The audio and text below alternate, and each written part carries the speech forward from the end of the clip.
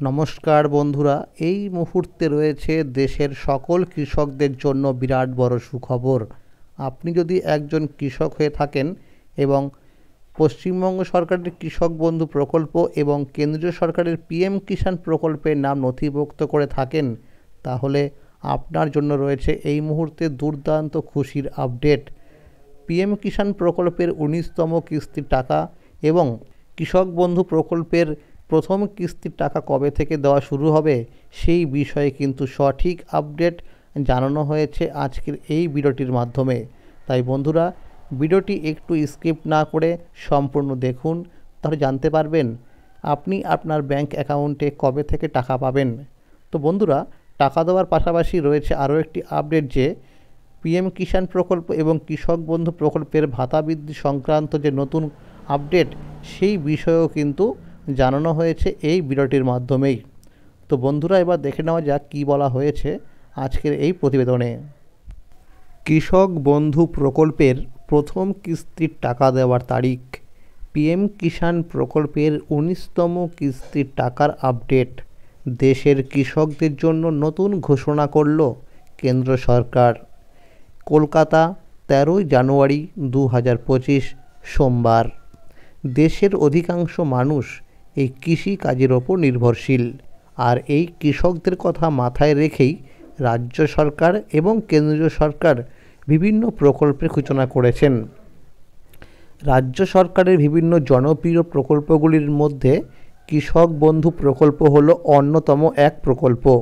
এই প্রকল্পের মাধ্যমে কৃষকদের বছরে ২টি কিস্তিতে টাকা দিয়ে আর্থিকভাবে সহায়তা করে থাকে রাজ্য সরকার। অন্যদিকে কেন্দ্রীয় সরকারের তরফে দেশের কৃষকদের পিএম কিষাণ প্রকল্পের মাধ্যমে বছরে ৩টি কিস্তি মিলিয়ে মোট ৬,০০০ টাকা দিয়ে আর্থিকভাবে সহায়তা করে থাকে। রাজ্যের কৃষকদের জন্য বিরাট সুখবর দিল কৃষক বন্ধু প্রকল্পের ২টি কিস্তির মধ্যে প্রথম কিস্তি হলো খরিফ মরশুম।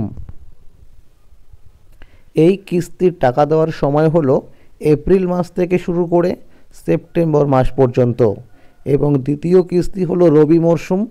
এই কিস্তির টাকা দেওয়ার সময় হলো অক্টোবর মাস থেকে শুরু করে পরের বছরের মার্চ মাস পর্যন্ত। এই সময়ের মধ্যে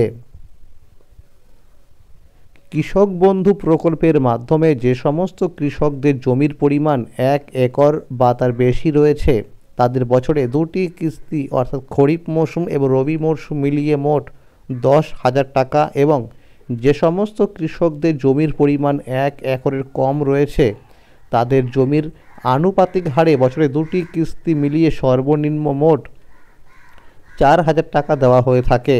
এছাড়াও এই প্রকল্পে নথিভুক্ত ১৮ থেকে ৬০ বছর বয়সের কোনো কৃষকদের অকাল মৃত্যু হলে তার পরিবারের ক্ষতিপূরণ বাবদ ২ লক্ষ টাকা অনুদান দেওয়া হয়ে থাকে।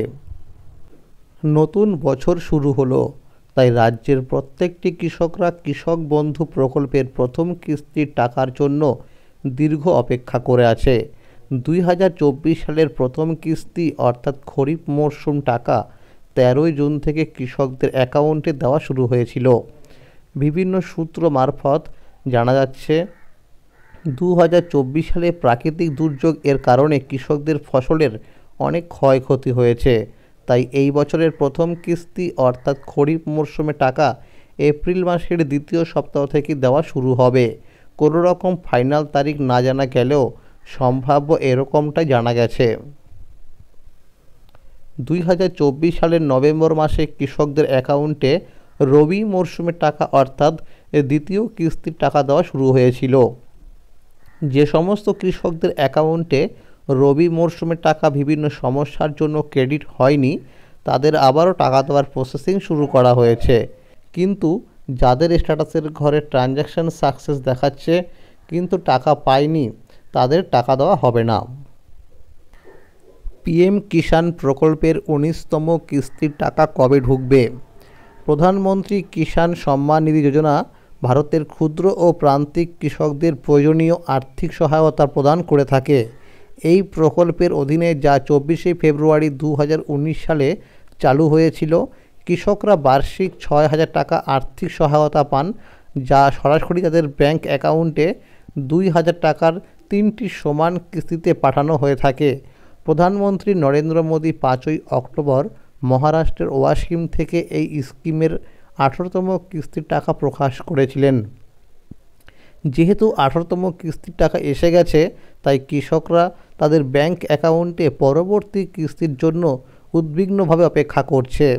মধ্যপ্রদেশ রাজ্যের 81 লাখেরও বেশি কৃষকের কাছে 1682.9 কোটি টাকার বেশি হস্তান্তর করা হয়েছে। সরকার এখন পর্যন্ত 18টি কিস্তিতে 3.46 লক্ষ কোটি টাকার বেশি বিতরণ করেছে। পিএম কিষাণ প্রকল্পের টাকা যে কারণে বন্ধ হয়ে যেতে পারে সেগুলো হলো, 1 নম্বরে বলা হয়েছে, যদি আপনার আধার নম্বরটি স্কিমের সাথে সঠিকভাবে লিঙ্ক করা না থাকে বা আপনার আধার বিবরণে কোনো রকম ভুল থাকে, অর্থাৎ নামের বানান বা ডেট অফ বার্থ, তাহলে কিন্তু আপনার কিস্তির টাকা বন্ধ হয়ে যেতে পারে। এরপরে 2 নম্বরে বলা হয়েছে, পিএম কিষাণ যোজনার অধীনে ইকেওয়াইসি বাধ্যতামূলক। আপনি যদি সময় মতো ইকেওয়াইসি না করে থাকেন তাহলে কিন্তু কিস্তির টাকা রিলিজ করা হবে না। এরপরে 3 নম্বরে বলা হয়েছে, প্রকল্পের সুবিধাভোগীদের যোগ্য হওয়ার জন্য জমির রেকর্ড অবশ্যই সঠিক হতে হবে। আপনার জমির রেকর্ডে কোনো অমিল থাকলে কিস্তির টাকা বন্ধ হয়ে যেতে পারে। একই মোবাইল নাম্বার থেকে একাধিক রেজিস্ট্রেশন করা কৃষকরা টাকা পাবে না। কৃষকরা নিজে থেকে অথবা সিএসসি কেন্দ্র থেকে মোবাইল নাম্বার আপডেট করতে পারবেন। প্রত্যেক কৃষকদের অবিলম্বেই এই মোবাইল নাম্বার আপডেট করার জন্য অনুরোধ করা হচ্ছে। যদি কোনো কৃষকরা এই সময়ের মধ্যে মোবাইল নাম্বার আপডেট করতে না পারে তাহলে তাদের নাম এই প্রকল্প থেকে বাদ দেওয়া হবে, অর্থাৎ পরবর্তী কিস্তির টাকা পাবে না। ইতিমধ্যেই কৃষকদের স্ট্যাটাসের ঘরে নতুন আপডেট চলে এসেছে।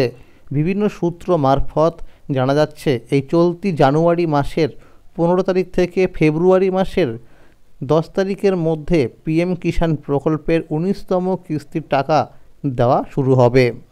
তো বন্ধুরা, অত্যন্ত সুখবর কিন্তু যে এই জানুয়ারি মাসে টাকা দেওয়ার সম্ভাবনা কিন্তু রয়েছে।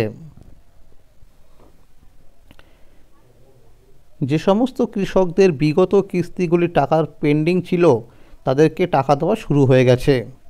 তো বন্ধুরা, অত্যন্ত সুখবর যে যাদের 17 নম্বর কিস্তি এবং 18 নম্বর কিস্তির টাকা পেন্ডিং ছিল তাদের কিন্তু ব্যাংক অ্যাকাউন্টে টাকা দেওয়া শুরু হয়েছে। কৃষকদের 12,000 টাকা দেবে সরকার। প্রধানমন্ত্রী নরেন্দ্র মোদীর নেতৃত্বাধীন সরকার পিএম কিষাণ সম্মান নিধি যোজনার আওতায় কৃষকদের জন্য আর্থিক সহায়তা বাড়ানোর একটি বড় সিদ্ধান্ত গ্রহণ করতে চলেছে।